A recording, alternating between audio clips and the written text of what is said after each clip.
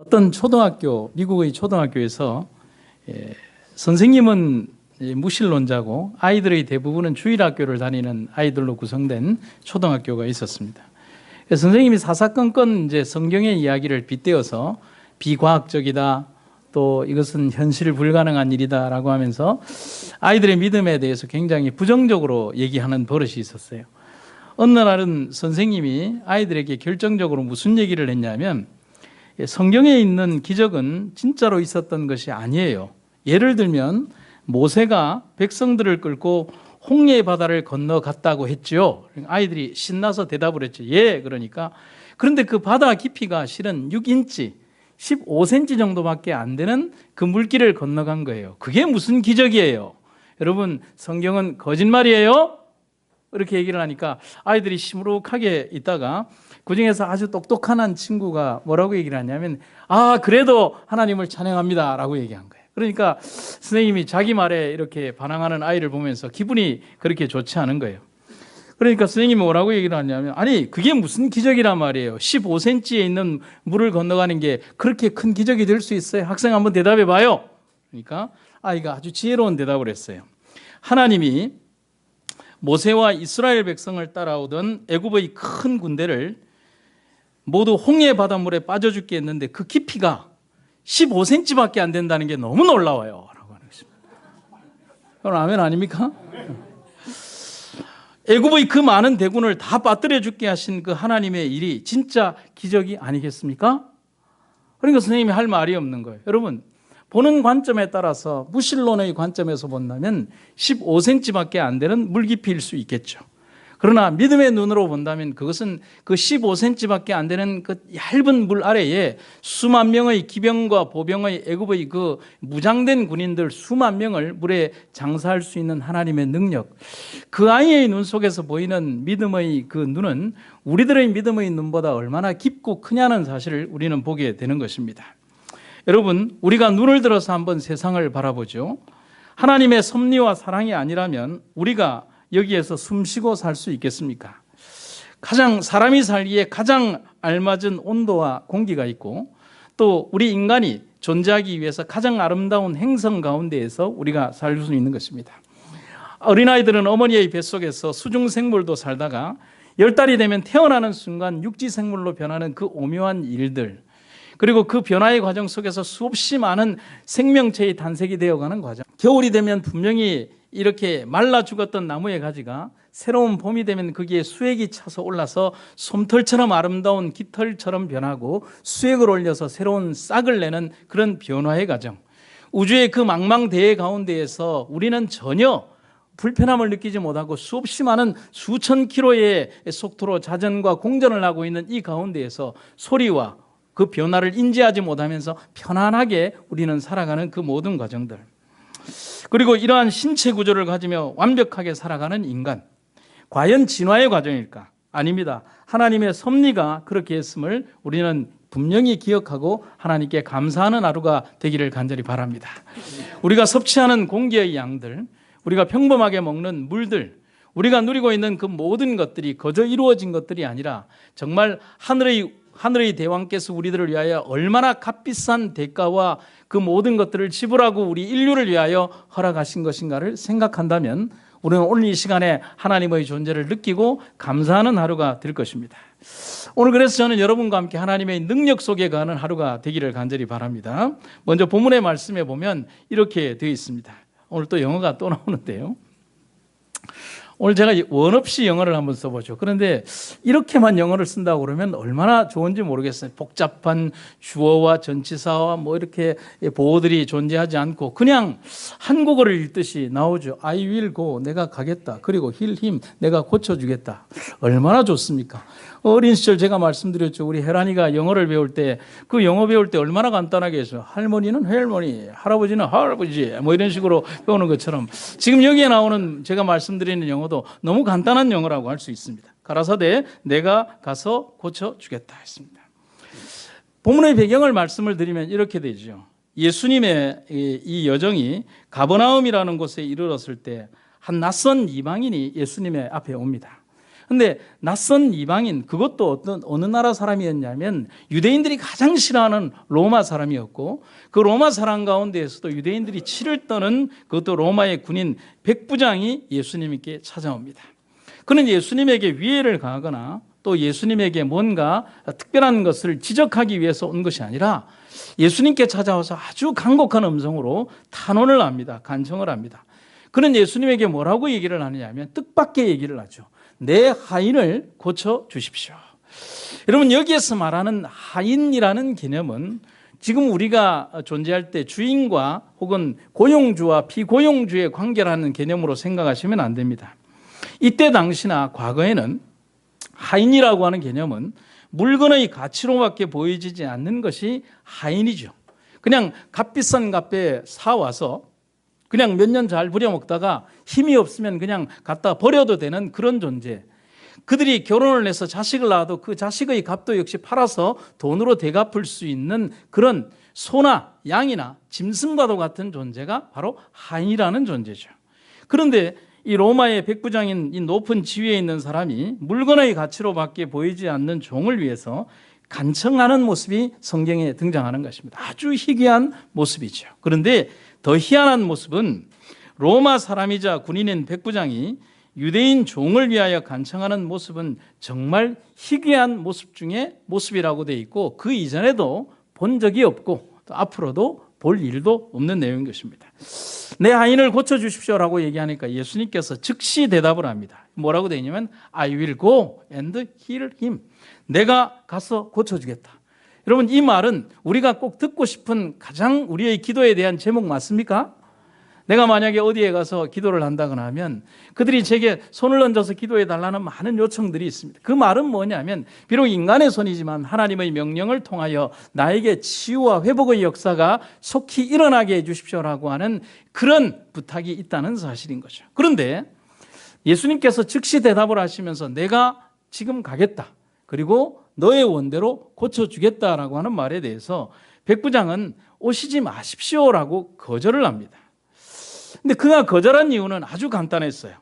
오시지 않아도 당신의 능력으로 이곳에서 고치실 수 있습니다. 아멘입니까? 다시 한번요. 아멘의 크기가 마음에 안 들어서 다시 한번. 오시지 않아도 예, 감사합니다. 이렇게 반응이 좋은데, 오시지 않아도, 예수님 당신이 오시지 않아도 예수님 당신의 능력으로 이곳에서 우리 집에 있는 종을 고치실 수 있음을 제가 믿습니다. 그리고 그것을 나는 분명히 믿습니다. 예수님은 이 백부장의 믿음을 너무나 귀히 보셨다라고 기록을 합니다. 여러분, 제가 기계나 이런 거를 참 좋아하는데 요즘 사람들이 보편적으로 쓰는 프로그램 가운데 팀뷰어라고 하는 프로그램이 있습니다. 혹시 이제 좀 컴퓨터 다루시는 분들은 알겠지만은 저는 이것을 굉장히 좋아합니다. 왜냐하면은 제 사무실에도 컴퓨터가 있고 제 집에 중요한 어떤 프로그램을 깔아놓은 컴퓨터들이 있고 자료들이 있고요. 그리고 노트북으로 어디 밖으로 나가게 되면 때로는 이 자료를 일일이 가지고 나갈 수 없기 때문에 굉장히 곤란한 일들이 많아요. 그래서 집에서 팀뷰어라고 하는 것을 가동시켜 놓고 거기에 있는 아이디와 패스워드를 가지고 난 다음에 내 방에 있는 컴퓨터에서 팀뷰어를 똑같이 가동시켜서 접속을 하면 원격으로 제가 제 방에 있는 컴퓨터에 접속을 하게 됩니다. 그러면 제 방에 있는 제 사무실에 있는 마우스를 가지고 제 방에 있는 컴퓨터를 마음대로 조작하고 파일도 가져가고 내 이곳에 있는 파일도 보내고 하면서 제 마음대로 조정할 수 있습니다. 그러니까 컴퓨터를 조작하는 무슨 프로그램이냐면 리모트 프로그램인 것입니다. 역시 마찬가지로 제가 제 사무실에서 팀뷰어를 가동시켜 놓고 가서 제 집에 가서 또 나머지 작업을 하고 싶으면 이쪽 사무실의 컴퓨터를 사람은 없는데 마음대로 이렇게 주무릴 수 있는 거예요. 이거보다 더한 일들도 가능하다는 사실이 컴퓨터를 켜거나 끄거나 작동시키고 얼마든지 할 수 있다는 것입니다. 이것뿐만이 아니죠. 여러분들 집에도 요즘은 통신사들에서 IoT라고 하는 프로그램들이죠. 밖에 나가서 내 휴대폰으로 내 집안의 상황을 보거나 가스레인지에 불을 끈다거나, 그렇죠? 얼마든지 몇천 원만 추가를 하면 여러분들이 그런 기능들을 할 수가 있는 것입니다. 제가 왜 이런 말씀을 드리냐면 백부장의 믿음은 원격으로 조정하는 리모컨처럼 위대한 원리를 아는 믿음이었다는 사실이죠. 여러분, 오늘날의 많은 사람들은 내가 직접 그 현장에 있어야 기적이 일어난다는 착각 속에 사는 것이죠. 예수님이 그 자리에 있어야만 되는 줄 알고 있고요. 예수님이 꼭 거기에 가셔야만 되는 줄 알고 있는 것이죠. 그러나 백부장은 알고 있었어요. 예수님이 거기에 안 계셔도, 예수님이 그 장소에 안 계셔도, 예수님이 굳이 가지 않아도 능력의 주님께서 이곳에서 말씀으로 명하시면 리모컨의 컨트롤러처럼 그냥 쭉 가서 내 하나님의 말씀이 살아서 내 종을 살릴 것을 그는 알고 있었다는 사실이죠. 백부장은 예수님의 능력이 장소의 구애를 받지 않음을 알고 있었습니다. 아멘입니까? 한번 따라해 보시죠. 백부장은 예수님의 능력이 장소의 구애를 받지 않음을 알고 있었다. 아멘입니까? 이건 꼭 연말에 시험 낼 겁니다. 내가 올 연말에는 절대로 그냥 안 넘어가고 내 설교한 거를 다 한번 시험을 볼까 하는데 반발이 심해서 안 해야 될 것 같네요. 백부장은 아무도 생각하지 못했던 그 부분을 확신하고 있었습니다. 굳이 오실 필요 없습니다. 여러분, 누가 성경에 등장하는 그 많은 기적을 체험했던 사람들 가운데 예수님이 가겠다라고 하는데 예수님 오지 마십시오라고 하는 사람이 누가 있었냐는 사실입니다. 굳이 오실 필요 없습니다. 여기에서 말씀만 하시면 내 종이 나을 것을 나는 믿습니다. 그 결과에 대해서 성경은 정확하게 이렇게 기록을 해주고 있습니다. 예수께서 백부장에게 이르시되 가라! 내 믿은 대로 될지어다 하시니 그 시로 하인이 나으니라.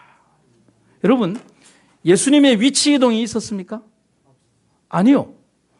예수님은 그 백부장의 집을 지금도 몰라요. 왜냐하면 안 가르쳐 줬잖아요. 백부장의 집으로 가려고 했는데 예수님 당신은 우리 집으로 오실 필요가 없습니다. 바로 이 자리에서, 내가 지금 강구하고 있는 이 자리에서, 내가 보는 이 자리에서 내 종이 아픈 사실을 예수님께서는 내가 오기 전부터 이미 알고 계신 예수님께서 말씀만 하시면 집에 있는 내 종이 나을 것을 나는 믿습니다. 그 시로 하인이 나으니라 했습니다. 믿음은 우리 하나님과 우리가 원격으로 연결되어 있는 핫라인입니다. 여러분 기도하십시오. 그리고 연결을 유지하시기를 간절히 바랍니다.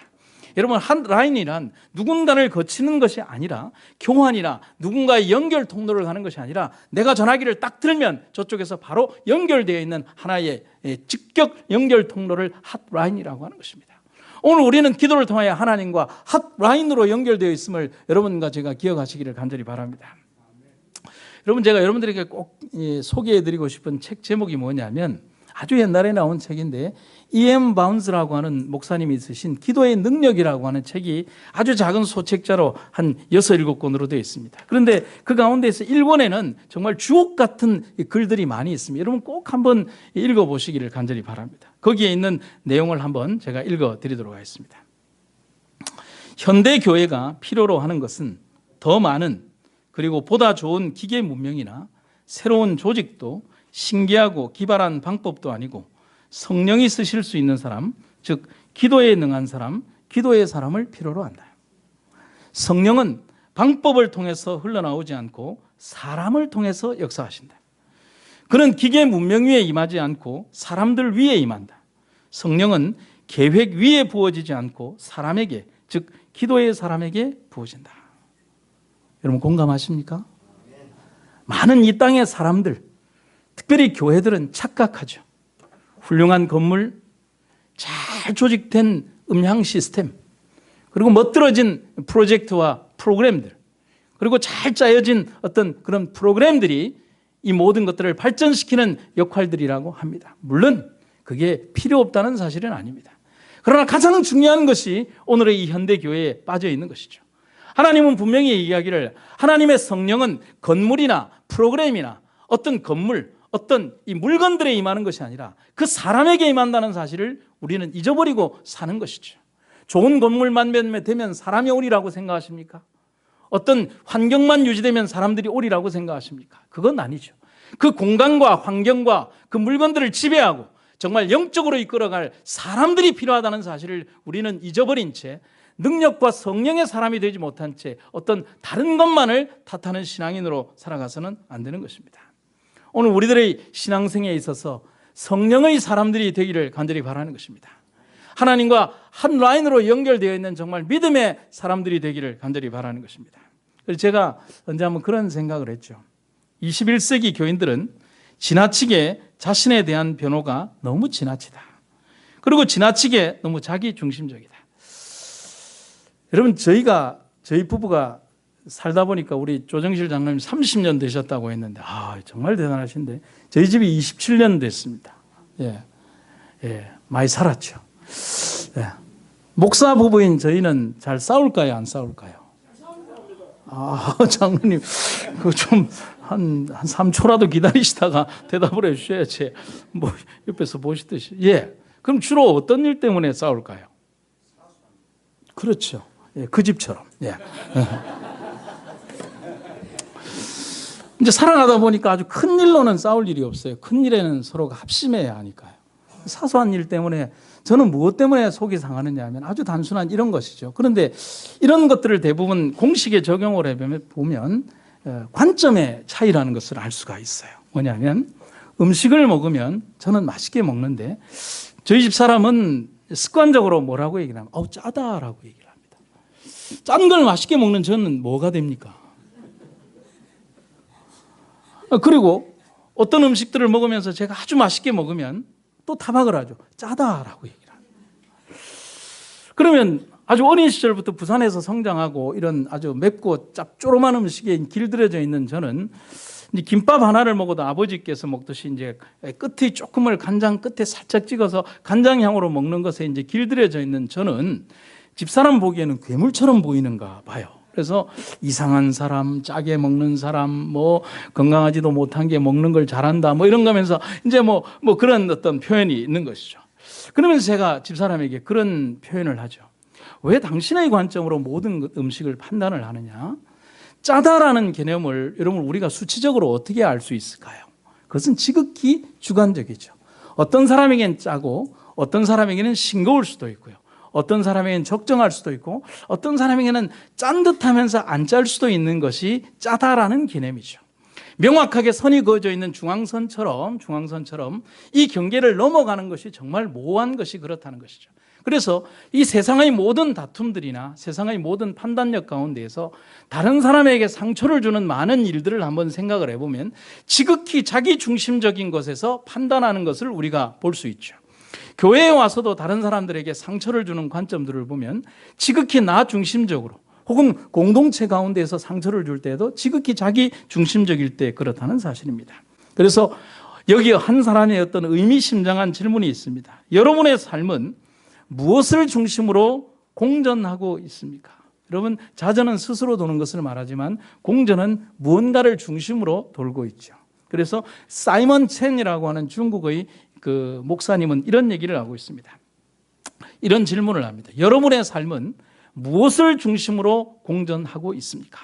그러니까 누구 중심으로 살고 있냐는 사실인 것입니다. 이것에 대해서 사이먼 첸 목사님은 이런 답을 합니다. 제 삶은 그리스도를 중심으로 공전합니다 라고 하고 있습니다. 여러분 아멘입니까? 아멘. 오늘 여기에 있는 우리들 모두 다가 내 중심에서 짜다 안 짜다, 맵다 안 맵다, 이게 옳다 그르다를 판단하는 그런 삶에서 벗어나서 그리스도 중심의 어떤 완벽한 표준 아래에서 우리를 본다면 우리는 누구에게도 서운한 말을 하지 않을 수 있을 것입니다. 왜냐하면 가장 먼저의 그 잣대를 다른 사람에게 적용할 것이 아니라 나와 내 삶과 내 아내와 내 가족에게 먼저 적용해야 한다는 사실인 것입니다. 여러분, 오늘 우리는 살아가면서 무엇을 중심으로 우리가 살아가고 있는가를 분명히 기억해야 하는 것입니다. 영원하신 하나님과 내가 연결되어 있다는 그 사실만큼 우리에게 큰 힘이 되는 말은 없습니다. 오늘 우리들의 삶이 내 중심적, 나 중심적, 나 이기주의적인 어떤 내 삶에 머무르는 것이 아니라 주님과 연결되어 있는 삶을 살고 있다면 세상을 바라보는 우리들의 삶이나 생각들이 분명히 바뀌어지게 될 것임을 저는 굳건히 믿습니다. 어느 목사님이 사역 활동을 하면서 굉장히 고민에 빠지기 시작했습니다. 이분은 열정도 있고 노력도 있고 정말 기도도 열심히 하고 또 하나님의 사역에 있어서 불같은 어떤 베드로 같은 이 역동을 가지고 주의 사업을 하는데 하나님이 자기를 잘 안 도와주는 것 같아요. 그래서 열심히 달려오고 그 다음에 교인들에게도 막 독려를 해서 막 그냥 불도처럼 달려가는데 발전도 되지 않고 뭐 그래서 너무 속상해 있는 거예요. 그래서 어느 날 이 기도를 하다가 잠이 들었는데 어떤 꿈을 꿨냐면 이런 꿈을 꾸게 된 거예요. 자기가 고속도로를 자기의 차를 타고 달리는 꿈을 꾼 거예요. 그런데 차를 타고 달리는데 자기가 꿈속에서 운전대를 딱 잡고 있는 것부터 시작이 되는 거예요. 언제부터 달려왔는지, 얼마나 달려왔는지, 그리고 얼마나 오랜 시간을 달렸는지에 대해서 기억이 전혀 없이 그냥 미친 듯이 자기의 차가 달리고 있는 광경을 보게 된 거예요. 그러면서 드는 생각은 뭐냐면, 이렇게 미친 듯이 달려가고 있는 이 환경 가운데서 이 목사님은 큰일 났다. 이 차가 서면 어떻게 하지? 차는 덜컹거리고 갑자기 서게 된다면 이 아무도 없는 고속도로에서 내가 어떻게 할 것인가라고 막 고민에 빠지기 시작하는 것입니다. 그러면서 이 목사님이 이 상황 속에서 내가 어떻게 해야 될지를 모르고 있을 때 갑자기 자동차 계기판을 봤다는 것입니다. 자동차 계기판에 이런 표시가 들어왔다는 거예요. 무슨 표시죠?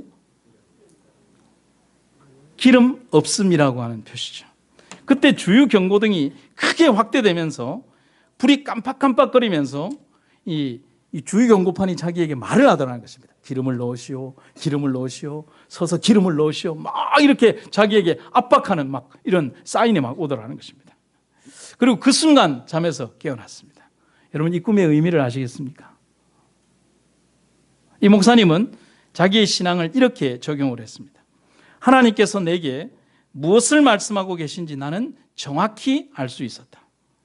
내가 왜 하나님의 임재를 느낄 수가 없는지 그 묻는 모든 질문에 대하여 하나님은 이 꿈을 통하여 명확하게 대답해 주셨다 했습니다. 비록 내 사역이 더디 진행되는 것처럼 보이더라도 지금 당장 속도를 늦추고 기름을 넣어야 한다고 말씀하신 것이다. 빠른 걸음으로 사역을 추진하는 것보다 하나님께 연결되어 있는 것이 훨씬 더 중요하다는 것을 하나님은 오늘 이 저녁에 나에게 깨우쳐 주셨다 했습니다. 여러분과 저는 누구와 지금 연결되어 있습니까? 오늘 우리가 분명히 나 자신에게 이 질문을 한 번씩은 던져 보아야 할 것이라고 생각하는 것입니다. 미친 듯이 달려가는 삶의 그 현장 속에서 때로는 교회의 사업이 막 발전되어 가고, 때로는 이 일들이 가고 저 일들이 가고, 무언가 일을 추진하는 것처럼 보이는 그 일들 속에서 우리는 정말 하나님과 연결된 삶 속에서 이 일들을 추진하고 있는지 잠시 멈추어 서서 우리 삶의 모든 노정을 꺾고 하나님 앞에 정말 진솔한 마음으로 예수님처럼 그 격정과 죽음의 현장이 다가오는 그 순간에도 잠시 멈추어 서서 겟세마네에서 주님과 함께 기도하는 예수님의 그 모습을 우리는 닮아가야 한다는 사실인 것입니다. 여러분, 오늘 우리의 삶이 그렇게 되기를 간절히 바랍니다. 백부장이 이렇게 얘기를 하죠. 마태복음 8장 8절에 Just say the word. 백부장이 대답하여 가로되 다만 말씀만 하시옵소서. 그러면 내 하인이 낫겠습니다.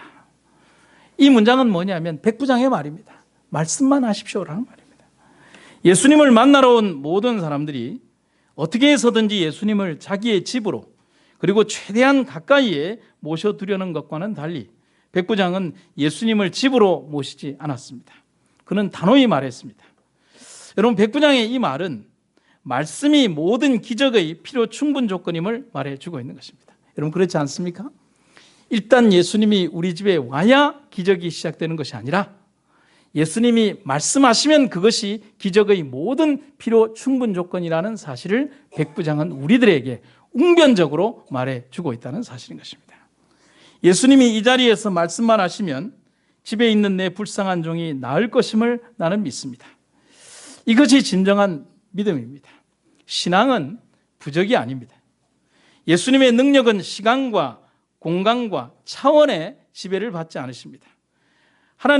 예수님께서 말씀하시면 빛이 생기고, 예수님께서 말씀하시면 그 말씀으로 세상을 만들고, 예수님의 말씀으로 죽은 자를 불러일으키고, 그 다음에 예수님의 말씀으로 38년 된 중풍병자가 자기의 누웠던 자리를 들고 걸어나갈 수 있는 것이 하나님의 능력이라는 사실인 것입니다.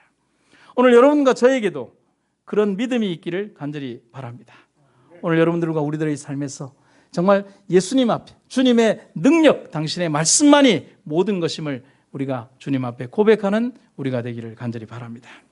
고든이라고 하는 신학자는 우리들에게 이런 의미 있는 얘기를 해주고 있습니다. 같이 한번 좀 읽어보기를 바랍니다.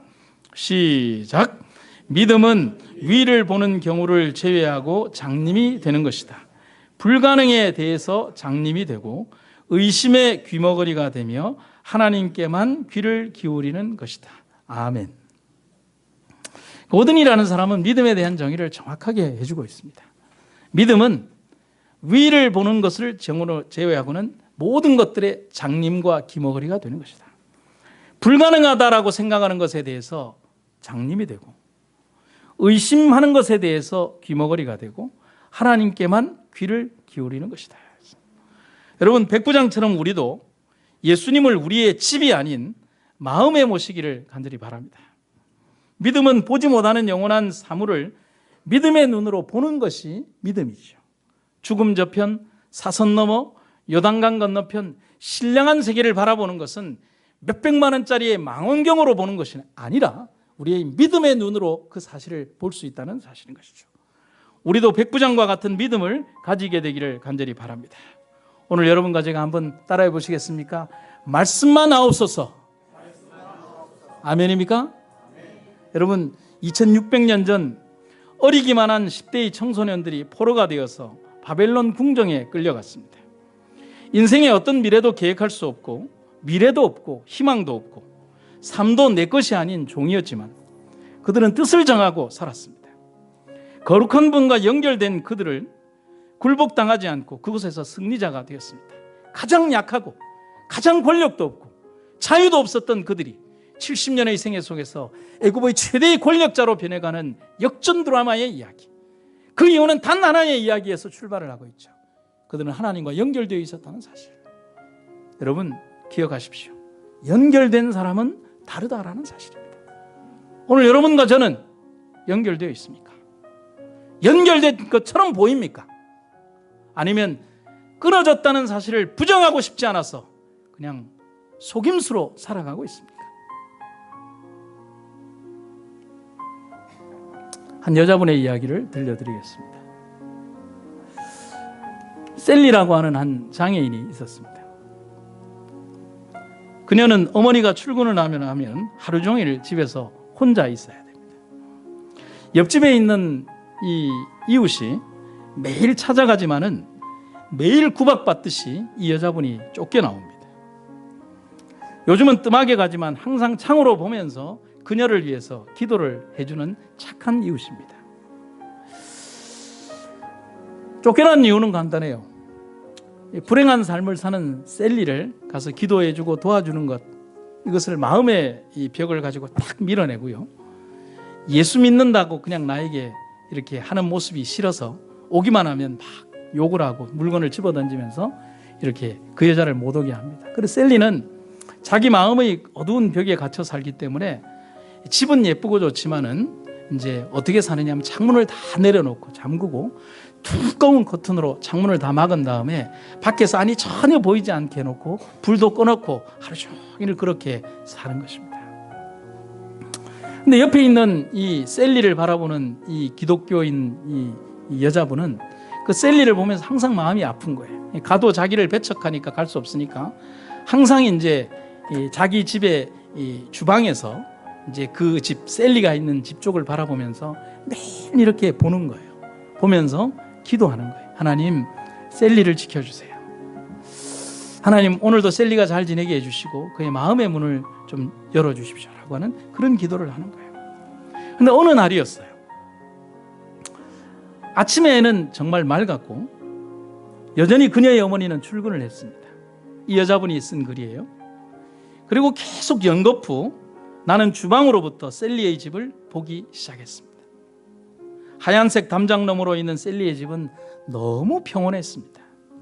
근데 이상하게도 내 마음은 평온하지 않았습니다. 창가를 바라보면서 5분이 지났고 다시 5분이 지났습니다. 그런데 나는 무엇인가 홀린 사람처럼 아무 일도 없고 그리고 아무런 일도 없는 셀리의 집으로 뛰어갔습니다. 문을 두드렸습니다. 그리고 손잡이를 돌려봤습니다. 잠겨 있었습니다. 여러분, 미국에서 남의 집 창문을 두드리는 것도 굉장히 위험한 일이지만 남의 집 창문을 깨는 것은 굉장히 엄격한 벌에 처해집니다. 하지만 나는 이것이 절도죄에 해당된다는 사실을 알면서도 창문을 깨고 옆에 있는 벽돌을 들어서 창문을 깨고 그 셀리의 집으로 들어갔습니다. 근데 거기에는 셀리가 잘 보이질 않는 거예요. 아주 자욱한 연기만이 있고 그리고 번져가는 카펫의 불길에 휩싸인 셀리가 휠체어에서 꼼짝도 하지 못한 채 창 쪽에서 이렇게 앉아있더라는 것입니다. 너무 두꺼운 커튼이 가려져 있으니까 연기가 아직 밖으로 새어나오기 전이었던 것입니다. 근데 이상한 것은 여러분, 만약에 불길에 휩싸여 있었다면 셀리의 모습은 어떤 모습이었을까요? 공포, 두려움, 그 다음에 눈물. 그런데 셀리가 이렇게 하고 있었다는 것입니다. 아주 환하게 웃고 있더라는 것입니다. 그런데 여러분, 너무 경황이 급하니까 이 여자분이 웃네라고 하는 것을 인지는 했지만 상황이 너무 급하니까 일단 셀리의 휠체어를 끌고 막 이렇게 밖으로 나온 다음에 이웃 사람들에게 소리를 쳐서 사람들을 불러다가 급히 이제 집안에 불을 끄기 시작한 것입니다. 다행히 불은 전 집으로 이제 퍼져나가기 전에 꺼졌고 상황이 다 정리되고 났습니다. 너무 두꺼운 커튼으로 가려워진 그 집의 불길을 볼 수 없어서 벌어진 일이었고, 정말 희한하게도 아무런 문제가 없었던 그 집의 창문을 깨고 들어간 이 여자분 때문에 셀리도 살고 그 집도 온전해질 수 있었어요. 그러는 동안에 다른 사람들이 막 이렇게 불을 끄고 있는 동안에도 셀리는 그냥 빙긋빙긋 웃고만 있더라는 거예요. 그 여자분이 그렇다고 해서 정신이 이상한 사람은 아니었거든요. 다 끝이 나고 나서 이 여자분이 셀리에게 물었습니다. 셀리, 아니 두렵지 않았어요? 아니 불길이 무섭지 않았어요? 아니 어떻게 웃을 수가 있어요? 좀 화가 나잖아요. 아니 어떻게 그 불길 가운데서 웃고 있을 수 있어요? 그때 셀리가 이런 대답을 하는 것입니다. 아니요, 나는 당신이 올 줄 알았어요. 왜냐하면 나는 하나님께 당신이 오기를 기도했거든요. 근데 내 기도가 끝나자마자 곧바로 당신이 저 창문을 깨고 들어왔어요. 어떻게 내가 웃지 않을 수 있겠어요? 사랑해요. 그리고 정말 고마워요. 그리고 셀리는 이런 얘기를 했어요. 그리고 당신이 항상 나를 위해 기도하고 있다는 것을 나는 알고 있었어요. 불안한 사람들은 소유하려고만 하죠. 위로받으려. 하지만 믿음이 있는 사람은 세상 어디에서도 하나님의 능력을 볼 수 있습니다. 저는 그것을 믿음이라고 말씀드리고 싶습니다. 집에 아무리 많은 것을 갖다 놓고요, 아무리 좋은 것이 있고요, 아무리 혼자만의 것으로 소유한다고 해도 그게 우리의 영원한 삶을 주지는 않죠. 진정 영원한 것은 소유하는 것이 아니라 담는 것이죠. 그리고 그것은 언제든지 꺼내어서 사용할 수 있고, 그리고 모든 이들에게 나누어 줄 수 있는 것이죠. 그리고 세상 어느 장소에 가다 할지라도 그것을 사용할 수 있는 것이죠. 내 집에 있는 그 물건과는 다른 것이죠. 그것이 소유하는 물건과 믿음의 차이라고 할 수 있는 것입니다. 여러분, 우리도 그런 백부장의 믿음을 가지시기를 간절히 바랍니다. 말씀만 하옵소서. 그렇게 말할 수 있는 믿음을 여러분과 제가 가질 수 있기를 간절히 바랍니다. 오늘 우리들의 삶을 이렇게 값지게 이끌어 주시는 주님의 은혜가 오늘 여러분들과 우리들의 삶을 함께 하시기를 간절히 바랍니다.